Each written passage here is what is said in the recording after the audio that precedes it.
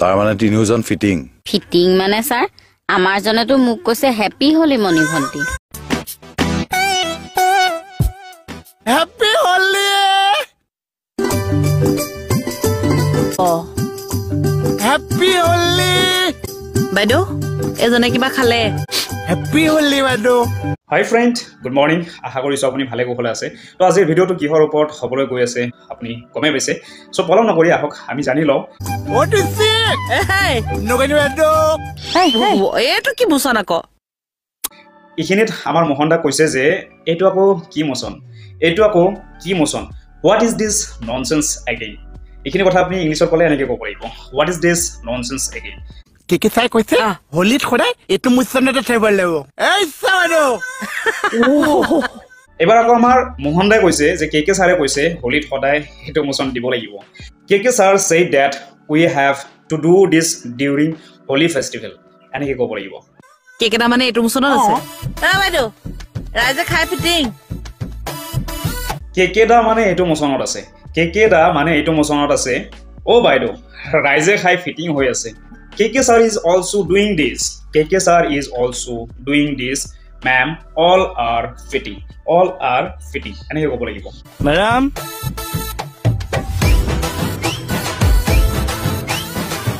On duty, এবিলাক বেয়া পাওঁ madam. এবাৰ হোলি খেলিম কিন্তু ডিউটিৰ পাছত এইবাৰ আমাৰ কেকে ছাৰে কৈছে অন ডিউটি এইবিলাক বেয়া পাওঁ বাইদেউ এইবাৰ হোলি খেলিম কিন্তু ডিউটিৰ পিছত এইখিনি কথা আপুনি যেতিয়া ইংলিছত ক'ব তেতিয়াহ'লে আপুনি কেনেকৈ ক'ব I don't like it on duty time ma'am we will play Holi but after duty এনেকৈ ক'ব লাগিব কিন্তু মই বাধ্য ধৰক মোক সানি দিলে মই এতিয়া ডিউটিও কৰিম কিন্তু ফূৰ্তিও কৰিম মেডাম মই বাধ্য মোক সানি দিলে মই এতিয়া ডিউটিও কৰিম আৰু ফূৰ্তিও কৰিম মেডাম যদি এইখিনি কথা আপুনি ইংলিছত কয় তেতিয়াহ'লে আপুনি কেনেকৈ ক'ব I am helpless they smith colour on me now I will do both duty and have fun ma'am এনেকৈ ক'ব লাগিব হোলি বুলি জাষ্ট কি বোলো হোলি বুলি ma'am happy Holi good luck এই মোহনক কওকচোন মানে তেতেলী পানী অনাৰ ব্যৱস্থা কৰিলে দিছিলোঁ সেই আনিছেনে সোধকচোন হোলি বুলি অলপ খালোঁ মেম মোহনক কওকচোন তেওঁক তেতেলী পানী অনাৰ ব্যৱস্থা কৰিব দিছিলোঁ সি আনিছেনে সোধকচোন এইখিনি কথা যেতিয়া আপুনি ইংলিছত ট্ৰান্সলেট কৰিব তেতিয়া আপুনি কেনেকৈ ক'ব I had a little drink because of Holi ma'am please ask Mohan if he brought the tamarind water I asked him to arrange I had a little drink because of holy ma'am please ask Mohan if he brought the tamarind water I asked him to arrange এনেকৈ ক'ব লাগিব বাবা মেডামক ধুনীয়া ফাকুটি ফুৰা এটা দি দে বাবা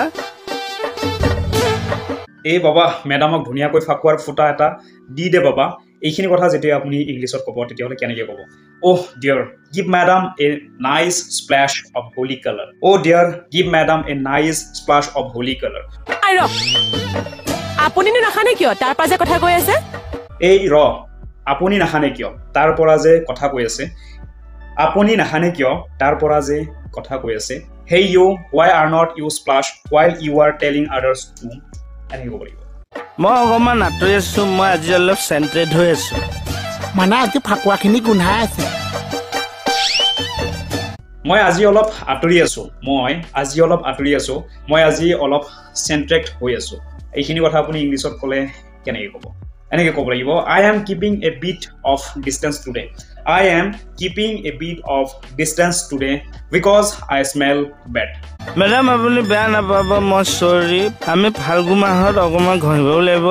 আমি বসন্ত ৰোগৰ পৰাও নিজকে বচাই ৰাখিব লাগিব মেডাম আপুনি বেয়া নাপাব ফাগুন মাহত খোৱাটো অলপ ঘন কৰিব লাগিব বসন্ত ৰোগৰ পৰা নিজকে বচাব লাগিব madam please do not take it the ৰং ৱে ড্ৰিংকিং এ লিটল মোৰ